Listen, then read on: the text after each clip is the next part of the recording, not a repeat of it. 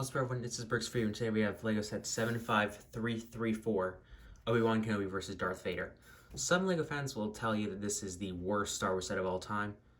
In this video, we're going to be figuring out, is that true? It comes with 4 minifigures, 408 pieces, has thumb taps, sadly, so I accidentally cut my box right there. I try to save my boxes, but that's embarrassing even for me. It just has some, it's a very basic little base plate, which is where a lot of people are mad.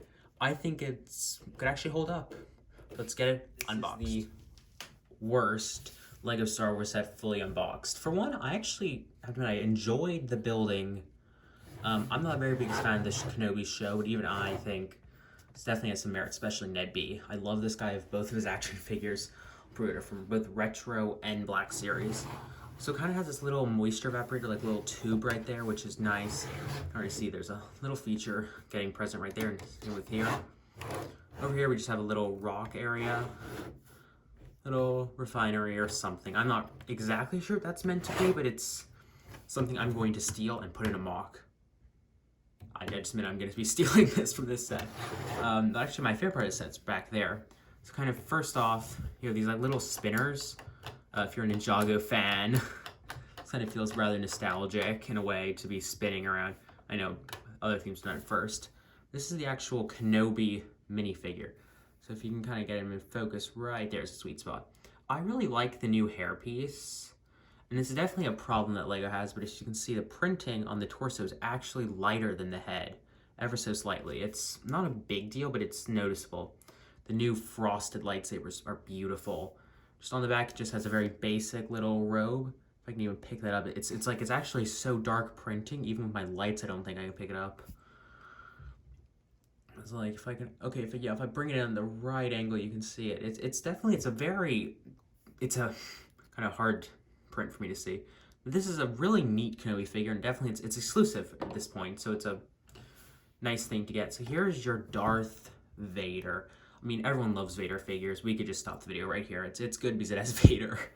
But there is bad sets that have Vader. Let's be honest. This is the arm printing Vader. He has a regular cape, which is really crappy. But on the back, it just has like typical Vader backside. I don't really want to mess up this cape out of the box because I've messed up so many of these capes over the years. If you have the original Death Star and put this guy into the TIE Fighter, it will destroy his cape.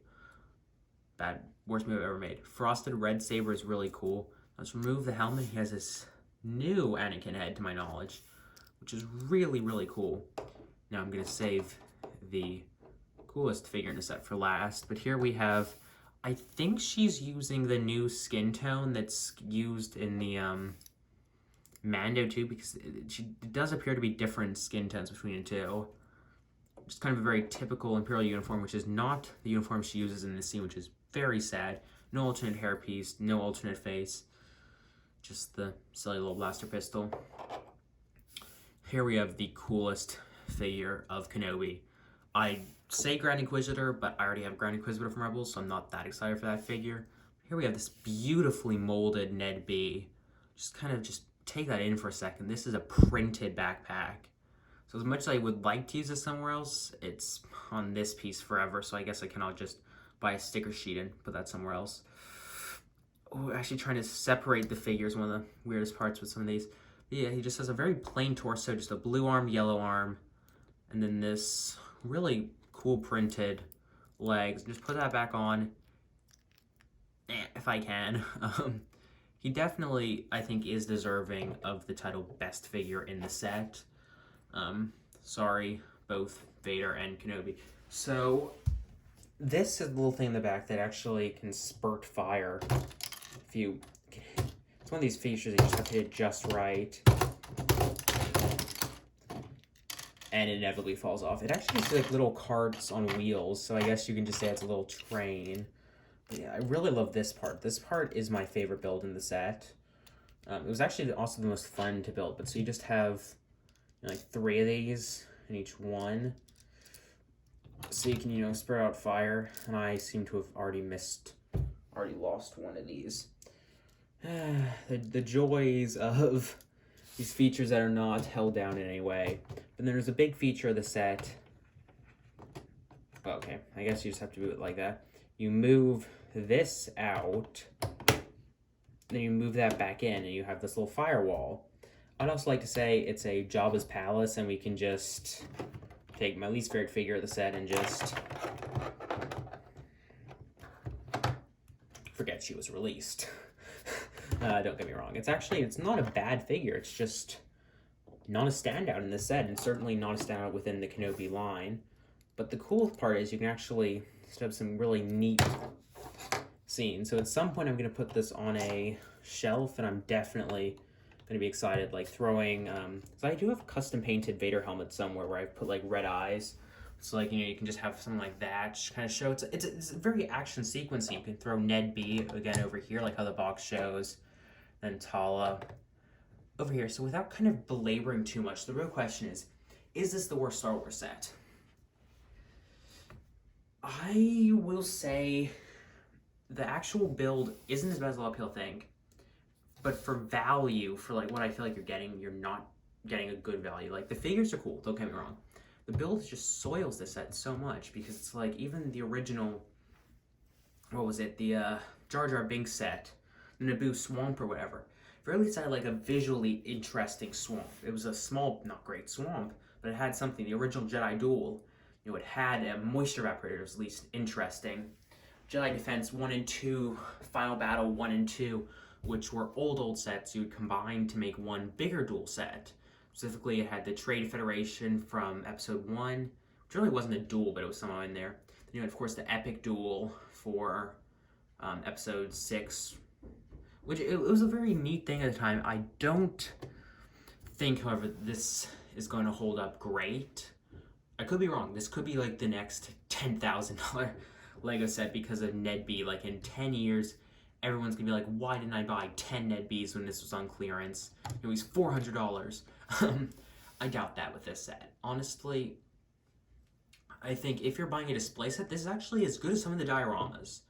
It's as good as the Death Star Trench Run diorama, which actually is the set I passed up to buy this. Do I slightly regret that decision? I honestly have to admit I kind of do. But I think this is just as good, honestly, as that set. It's definitely good for display. Do I recommend it for play? If you're going to like throw a bunch of clone troopers and droids on this could be cool. If you're going to use that little spinning feature, that's cool. I don't think you're going to be getting, say, as much play out of this as just buying the X-Wing set on shelves next to it. If you're going to buy something for your kid, buy the X-Wing, buy the TIE Fighter. It's a real cop-out for me to say, but buy the 5 first battle pack. It's $20 less. You can get it on sale for like $23 or whatever. Buy 2 of those and you'd have more fun than this. For figures, though, for pure figure collecting, which is the real reason I bought this, because I have almost 1,000 something Star Wars figures. Ultimately, at the end of the day, I will buy most things with the Star Wars license on it. There's a couple of helmet sets here and there I've not bought recently, and a couple like small, to mid play sets I've just not bought for just lack of interest. But something like this, I think, if you're purely into figure collecting, you could buy this on a sale. I mean, if I could actually, so I think what I'm going to end up doing with this is essentially removing the spinning part, essentially just making this part truly flat right here and just displaying figures on it. I have a couple figures I'm getting pretty soon. They're really cool. I'd love to display in a battle sequence here, which if you are, an Instagram picture, someone who takes pictures on Instagram for or whatever, this is a cool set. That said, to get back to the original question, which I've belabored at this point so much, is it the worst Star Wars set? Excluding polybags and such, I think this doesn't fall within the top 10, which could be controversial to some, but I don't think it's top 10 worst. There's been so many Star Wars sets, and I think it just not aged well. At the very least here, you're starting off with good figures. Could be biased because I just spent $50 on this.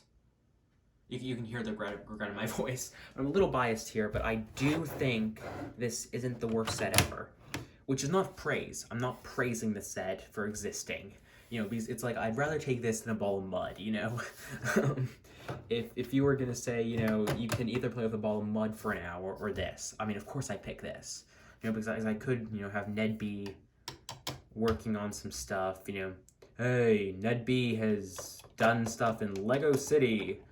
Start the new Kenobi duel. You know, like, I think certainly this has its merits. I think it could have gone like a couple of ages higher and just gone for a proper duel set. You know, like a diorama. Because it kind of feels stuck between that duel on Mustafar and Starkiller Base set we got previously and a diorama line set.